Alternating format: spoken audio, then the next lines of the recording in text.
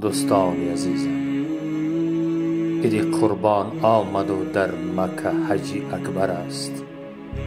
دوستان را تبریک نمودن سنت پیغمبر است.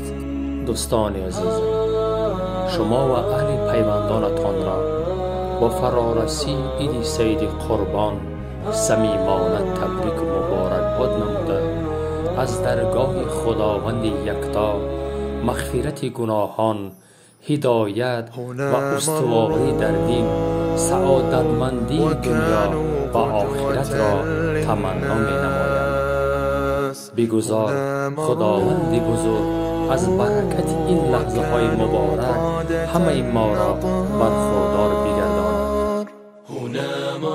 دولت و ملت ما را خداوند نگهدار باشد. باقی سربلند و خانه آباد باشد. دوستان عزیز، عید شریف قربان مبارک باشد. فیهم رقة الإحسان